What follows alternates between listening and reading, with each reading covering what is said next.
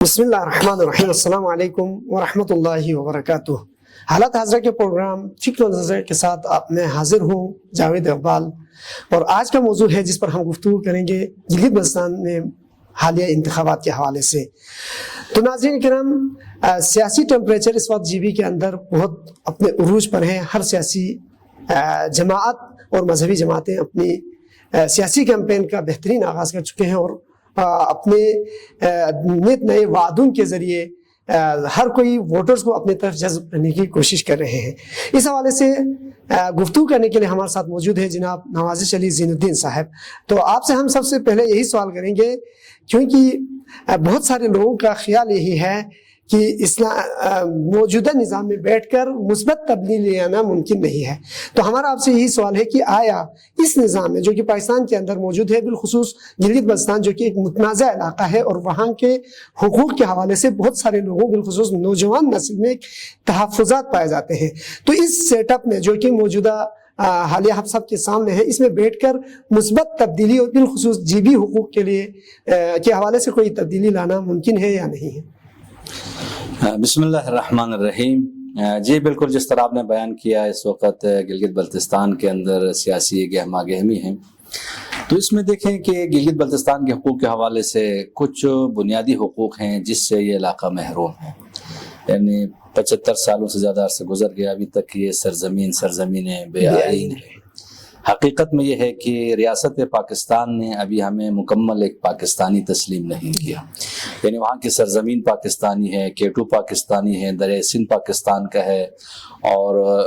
China کے ساتھ جو بارڈر ملتا ہے وہ پاکستان کا ہے، لیکن وہاں کے باشندے وہ پاکستانی نہیں، ان کو حق حاصل نہیں ہے کہ وہ پارلیمنٹ میں جا کر ان کی نمائندگی کریں۔ اس لیے آپ دیکھیں سینٹ میں، پارلیمنٹ میں ہماری کوئی اور کسی بھی قانون سازی کے مراحل میں ہمارا کوئی نمائندگی نہیں ہے۔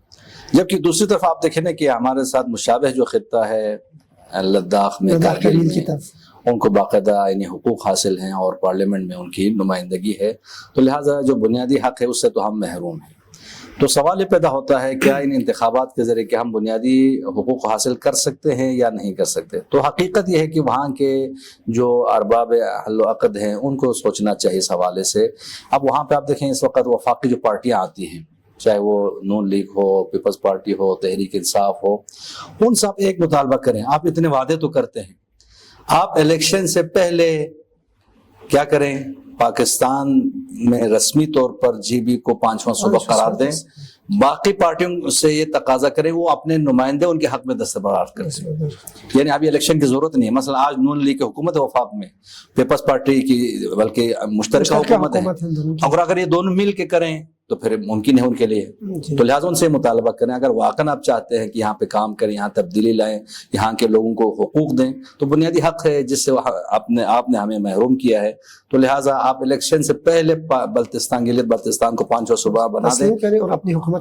تشکیل دیں۔ تو بالآخر انتخابات تو ہونا ہے اور کسی نے منتخب بھی ہونا ہے۔ اس حوالے سے جو بنیادی سوال ہے، بالخصوص جو متدین افراد ہم سے پوچھتے ہیں، مراجعہ کرتے ہیں کہ اسلامی اور دینی تعلیمات کی روشنی میں جو نمائندہ ہوگا اس کی کیا خصوصیات ہونا چاہیے، یا دوسرے الفاظ میں وہ کون سے معیارات ہیں جس کو بنیاد بنا کر ہم اپنا ووٹ کاسٹ کریں اور اپنا حق رائے دہی استعمال کریں؟ جی دیکھیں، اس حوالے سے بھی مختلف جماعتوں کے حوالے سے دیکھیں جو کمپین چلا رہے ہیں، کچھ اسلامی ٹچ دیتے ہیں، کچھ مذہبی ٹچ دیتے ہیں، کچھ اور نعرے سے نیشنلزم کے بھی ٹچ دیتے ہیں، جی قومیت کے ٹچ دیتے ہیں، تو ہر کوئی جو ہے نا کوشش کرتے ہیں لوگوں کو اپنی طرف جو ہے وہ جذب کرے۔ تو یہاں پر آپ دیکھیں کہ جس شخص کو آپ نے پارلیمنٹ میں بھیجنا ہے، چاہے وہ اس پارلیمنٹ کی کوئی حیثیت ہے یا نہیں ہے وہ الگ بات ہے، لیکن بہرحال سوشل میڈیا کا دور ہے، آپ نے دیکھا اسی جو ہے نا وہ پارلیمنٹ میں بھی جو لوگ جا کے گفتگو کرتے ہیں، چونکہ سوشل میڈیا کا دور ہے، وہاں جا کے جو آپ بات کرتے ہیں اس کے بہرحال کوئی نہ کوئی اثرات ہوتے ہیں، لوگوں کو کم از کم شعور ملتا ہے۔ تو وہ شخص جس کو آپ نے پارلیمنٹ میں بھیجنا ہے، پہلے تو تصور یہ تھا نا کہ ایک متقی ہونا چاہیے، پرہیزگار ہونا چاہیے۔ ابھی آپ دیکھیں نا، آپ مسجد کی شرائط، جی بالکل، آپ نے اس کے پیچھے نماز تو نہیں پڑھنی، آپ نے اس کو مقتدا تو نہیں بنانا، اس معنی میں ایک ایسا شخص ہونا چاہیے کہ جس کے اندر بنیادی طور پر چند صفات ہیں۔ سب سے پہلے کیا ہے؟ وہ بابصیرت ہو، یعنی اس کو پتہ ہو کہ میرے جو لوگ ہیں ان کے بنیادی حقوق کیا ہیں، پاکستان کے آئین کے اندر رہتے ہوئے میں ان حقوق کے لیے کیا میں بات کر سکتا ہوں، اور اس کے اندر جو ہے بصیرت کے بعد شجاعت ضروری ہے. بہت سارے لوگ بات کو سمجھتے ہیں لیکن وہ کسی کے سامنے ان مسائل کو پیش نہیں کر سکتے. کبھی ایجنسیوں سے ڈرتے ہیں, کبھی جو ہے نا اداروں سے ڈرتے ہیں, کبھی اور لوگوں سے ڈرتے ہیں, یا جو لوگ ان کو ووٹ دیتے ہیں یعنی مثلا ٹھیکیدار حضرات ان سے ڈرتے ہیں. تو لہٰذا اس کے اندر بہادری اور شجاعت جو ہے وہ ضروری ہے. تیسری چیز جو ہے وہ ضروری ہے کہ وہ شخص اپنے ذاتی اعتبار سے بھی کم از کم مالی حوالے سے وہ پاک اور صاف ہو, اس کے اوپر کرپشن کے الزامات نہ ہو. اس معنی میں یعنی اس آدمی کا ہاتھ جو ہے وہ صاف ہونا چاہیے, وہ کرپشن میں جو ہے ملوث نہ خود ملوث ہو, نہ وہ افراد جو اس کے ارد گرد ہے. مومن ایک سراغ سے بار بار نہیں ڈستے کہ مصداق یہی بنیں گے نا جو پہلے جس طرح نہج البلاغہ میں امیر المومنین علیہ السلام نے فرماتے ہیں کہ ان لوگوں کو اپنا مضیر و مشیر نہ بنائیں جو پہلی حکومتوں میں جن کے ہاتھ گندے ہو چکے ہیں کرپشن کی وجہ سے. تو کم از کم کرپشن سے پاک ہونا بہت ضروری. اسی طرح واقعا قومی خدمت کا جذبہ ہو, یعنی وہ پارلیمنٹ میں اس لیے نہ جائے وہاں جا کے مثلا مال کمائیں یا اپنے مثلاً جو ہے نا وہ اپنے رشتہ دار ہیں ان کو نوازیں صرف جو ہے نا. تو لہٰذا واقعا قوم کی خدمت کا جذبہ ہو, جس طرح علامہ اقبال نے بیان کیا نا, نگاہ بلند سخن دل نواز جہاں پرسوز یہی ہے رخت سفر میرے کارواں کے لیے. تو کم از کم یہ بنیادی شرائط ہیں. یعنی ایک شخص آپ کو بھیجتے ہیں, ممکن ہے متقی ہو, پرہیزگار ہو, اچھا انسان ہو, لیکن آگے جا کے بات نہیں کر سکتا, وہ جو موجودہ مسائل کو سمجھ نہیں سکتا, یا اسی طرح قومی خدمت کا جذبہ نہیں ہے. وہاں پر سردی ہوتی ہے وہ باقی جو مثلا شہر میں آ جاتا ہے, ٹھیک ہے. تو لہٰذا یعنی ایسا بندہ ہونا چاہیے جو لوگوں کے دکھ, گرمی ہو سردی ہو, وہی علاقے کے رہنے والے ہو اور لوگوں کے دکھ درد میں شریک ہونے والے. تو لہٰذا اگر ان صفات کا حامل کوئی جو ہے وہ نمائندہ ہو, چاہے اس کا تعلق جس جماعت سے ہو, میں سمجھتا ہوں اس کو ووٹ دینا چاہیے. ایک مسئلہ یہ پیش آتا ہے کہ سیاست کو سیاستدانوں نے بہت خراب کیا ہے. بہت سارے, جیسے کہ ابھی آپ نے بھی فرمایا, بہت سارے ایسے لوگ ہیں جنہوں نے کرپشن کی وجہ سے, اقربا پروری کی وجہ سے اور ذاتی مفادات کو اجتماعی مفادات پر ترجیح دینے کی وجہ سے سیاست کو بدنام کیا ہے. جبکہ ایک گروہ ہے جنہوں نے ان کے کرتوت کو بڑا چڑھا کے پیش کیا تاکہ خود کو عوام کے سامنے ایک نمائندگی کے طور پر پیش کر سکیں. اس کے لیے انہوں نے بڑا چڑھا کے پیش کیا اور تقریباً لوگوں کی نظر میں ایک سیاست منفی چیز بن گئی. اصل سوال یہ ہے کہ اگر ایک شخص کی نظر میں تمام نمائندے یا تمام جو کینڈیڈیٹ ہیں, امیدوار ہیں, وہ سب برے ہیں, تو کیا اس صورت میں وہ ان ہی بروں میں سے کسی ایک کا انتخاب کر سکتے ہیں یا الیکشن کا بائیکاٹ اس کے لیے راہ حل ہے؟ دیکھیں یہاں پہ میں سمجھتا ہوں کہ ایک دینی نقطہ نگاہ ہے اور ایک حوالے سے آپ دیکھیں عقلی ایک مسئلہ ہے جسے ہم کہہ سکتے ہیں. دینی حوالے سے تو یہ ہے کہ کسی بھی ملک میں کہ جہاں پر اسلامی نظام نہ ہو وہاں پہ الیکشن میں حصہ لینا جائز ہے یا نہیں, ایک مسئلہ ہی پیش آتا ہے. تو اب دیکھیں وہ تمام فقہا کا فتویٰ یہ ہے کہ وہ آپ کے لیے جائز ہے ان کچھ شرائط کے ساتھ. تو لہٰذا مثلا آپ دیکھیں اسی لیے اس وقت لبنان میں آپ دیکھیں حزب اللہ ہے, وہ اسی پارلیمانی انتخابات کا حصہ بنتا ہے, حشد الشعبی عراق میں. تو اس لیے کہ آپ دیکھیں نا کہ یہاں پر آپ حلال اور حرام کو فقہا تشخیص دیتے ہیں. تو انہوں نے یہ کہا ہے کہ اگر آپ اس میں قومی مفاد, مذہبی مفاد اس میں ہے کہ انتخابات میں شرکت کریں تو لہٰذا اس میں آپ کر سکتے ہیں. یہ تو مسلم ہے نا کہ اگر ہم حصہ نہ لیں گے تو بعض لوگ حصہ لیں گے جو ان سے بھی بدترین ہو سکتے ہیں اور ہمارے جو قومی حقوق ہیں اس پر ڈھاکہ ڈال سکتے ہیں. تو لہٰذا یہ تو بات طے شدہ ہے کہ آپ انتخابات میں حصہ لے سکتے ہیں. اس کے بعد سوال یہ پیدا ہوتا ہے کہ آپ تو انتخابات میں حصہ لینا چاہتے ہیں, لیکن یہ جو نمائندے آپ کے سامنے ہیں, مثلا فرض کریں ایک شخص جو ایک پارٹی کا ہے وہ آپ کی نظر میں وہ آپ کے مذہب کے لیے نقصان دہ, ایک ہے مثلا وہ آپ کے قوم کے لیے نقصان دہ, ایک آپ کے علاقے کے لیے نقصان دہ, ایک آپ کے فرد کے لیے نقصان دہ. لیکن دوسری طرف آپ دیکھیں نا کہ آپ صرف آپ کا نگاہ منفی نہیں ہونا چاہیے. ایسا نہیں ہوتا کہ جو ہے مثلا جو ہر شخص وہ جو انتخابات میں حصہ لے وہ سب ایک ہی ہو. یعنی آپ دیکھیں صاحب شخص کو آپ جو ہے جس آپ کہتے ہیں ایک ہی لاٹھی سانگنا, یہ بھی جو ہے وہ درست نہیں ہے. کہ اگر ایک شخص ہے پڑھا لکھا ہے, بابصیرت ہے, واقعاً وہ اس نے ثابت کیا ہے وہ قوم کی خدمت کرنا چاہتا ہے, اور مثلا مثال دینے میں کوئی حرج نہیں ہے کہ مثلا میثم کاظمی صاحب کو آپ دیکھتے ہیں, میں سمجھتا ہوں کہ اس کا تعلق جس پارٹی سے بھی ہو اس کو واقعاً پارلیمنٹ میں اس کو یا اس جیسے آدمی کو ہونا چاہیے. اب اس کے مقابلے میں جو افراد ہیں میں ان کو نہیں جانتا, لیکن بالفرض اگر ان سے کوئی اچھا بندہ ہے تو اس کو پارلیمنٹ میں جانا چاہیے. تو لہٰذا جس حلقے میں ویسے افراد ہیں کہ جو واقعاً بول سکتے ہیں, کہ جو بہادر ہیں, جو ہوم ورک کیا ہوا ہے, انہوں نے ہوم ورک کیا, ان کی خدمات بھی ہیں, خدمات بھی نظر آتی ہیں, تو ایسے افراد کو جو ہے وہ جاننا چاہیے. تو لہٰذا ہر شخص کو یہ تشخیص دینی چاہیے کہ میں جس کو ووٹ دے رہا ہوں کس بنا پہ. عام طور پر آپ دیکھیں نا یہ رشتہ دار ہے, یا مثلا جو ہے مثلا میرا دوست ہے یا اس کے ساتھ میرا پرانا تعلق ہے، ان بنیادوں کے اوپر جو ہے یا ہمارے یہاں مثلا موروثیت کی وہ سیاست بھی چلتی ہے، تو لہٰذا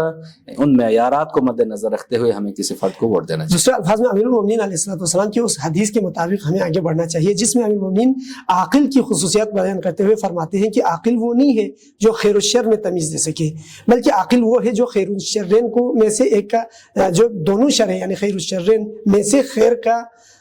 انتخاب کر سکے۔ تو اسی لیے ہمیں کسی ایسے ایک فرد کا انتخاب کرنا ہی چاہیے جو کم از کم ہمارے ضرر میں نہ ہو۔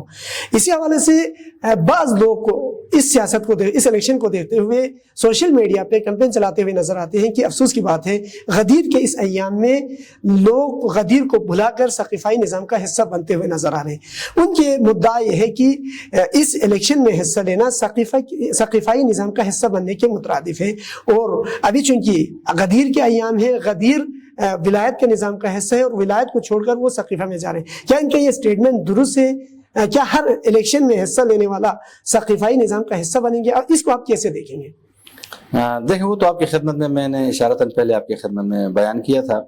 کہ اب آپ دیکھیں ولایت فقیہ کا نظام ہے جس سے ہم متمسک ہیں، تو الحمدللہ یہ ایک تسلسل غدیر ہے، اور ظاہر ہے جب ولایت فقیہ کا نظام تسلسل غدیر ہے، جو ولی فقیہ ہے اس کے جو تمام ارشادات ہیں خصوصاً سیاسی حوالے سے وہ ہمارے لیے حجت ہیں۔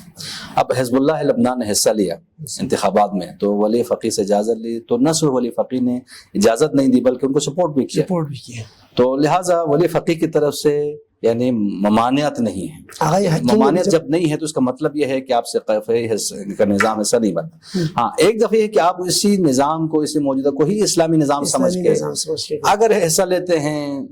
آپ کا یہ نظریہ ہے کہ کوئی اسلامی نظام نہیں ہے، یہی ہے سب کچھ ہے، تو لہٰذا نظام ہے اسی کے ساتھ مینیج ہونا ہے ہمیں، تو یہ انحراف ہے، یہ ممکن ہے بات ان کی جو ہے وہ بالکل درست ہو، لیکن اگر کوئی سمجھتا ہے کہ نہیں ہم اس نظام میں ہم اس لیے شریک ہیں تاکہ ہم اپنے ملت کے حقوق کا دفاع کر سکیں، اور واقعا کر بھی سکتے ہیں، بعض جگہوں جس طرح میں نے بعض کی مثالیں بھی دی، تو لہٰذا پارلیمنٹ کی اگر مثال دے تو اس وقت یمن میں حملے کے حوالے سے بھی ایک جماعت کا کردار بہت مثبت رہا ہے، اور ان کی موجودگی یا ان کی مشاورت کی وجہ سے حکومت پاکستان نے اپنا فیصلہ تبدیل کیا کہ ہم یمن میں مداخلت نہیں کریں۔ جی بالکل، شہید حسن نصر اللہ نے بلکہ ہمارے حکمران کی تائید بھی کی، اس حوالے سے تھے کہ آپ کو اس طرح ہونا چاہیے، تو لہٰذا دیکھیں وہاں پر آپ نے یہ دیکھنا ہے کہ آپ کا جو قومی مفاد کس حق میں ہے۔ اگر الیکشن میں حصہ لینے میں ہے تو آپ حصہ لیں، لیکن اگر الیکشن میں حصہ لینے سے اگر آپ کے قومی مفادات پہ، ملی مفادات پہ ضرب پڑتی ہے تو وہاں پر حصہ جو ہے وہ نہیں لینا چاہیے۔ لیکن عام طور پر دیکھا گیا ہے کہ اگر ایسے مخلص افراد کو آپ پارلیمنٹ میں بھیجتے ہیں تو اس کے نقصانات کی جگہ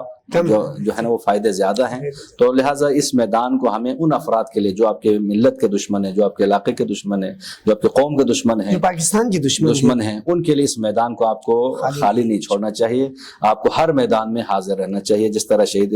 رہبر فرمایا کرتے حضور در صحن، آپ کو ہر میدان میں جہاں پر قومی مفادات ہو، ملی مفادات ہو، اسلام کے مفادات ہو، اس میدان کو ترک نہیں کرنا چاہیے۔ تو چند دن بعد یہ انتخابات ہونے جا رہے ہیں، آپ بعنوان ایک اسلامی خیالات اپنے نوجوانوں کو کیا پیغام دینا چاہیں گے؟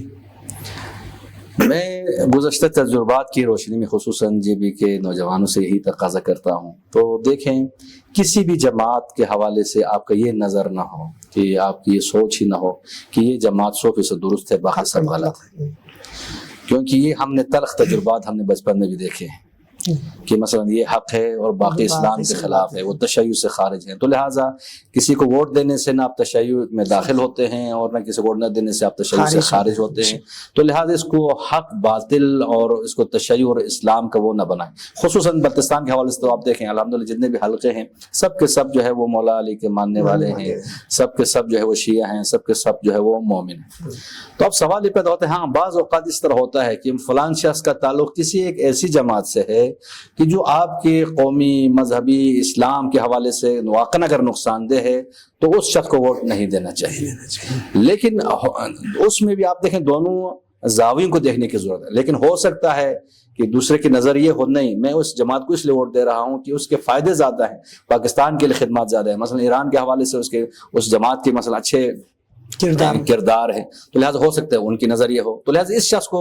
جس نے اس کو ووٹ دیا ہے اس کو بھی آپ اپنے سے دور نہ کریں۔ تو لہٰذا ایک تو پیار محبت کے ساتھ، یعنی آپ جس دن آپ صندوق میں اپنا ووٹ ڈالتے ہیں تو اپنی نفرت سیاسی جو بھی آپ کے اختلافات ہیں وہ بھی اسے صندوق میں ڈال دیں، اس کے بعد جو ہے نا بھائی بھائی کے بن کے رہیں، اور کوشش یہ کریں کہ اس شخص کو ووٹ دیں جو سب سے زیادہ بابصیرت ہو، سب سے زیادہ شجاع ہو، قومی خدمت کا جذبہ رکھتا ہو، تو اس نمائندے کو ووٹ دیں چاہے اس کا تعلق جس جماعت سے بھی ہو۔ تو الیکشن محبت کا باعث بننا چاہیے، نہ کہ نفرت۔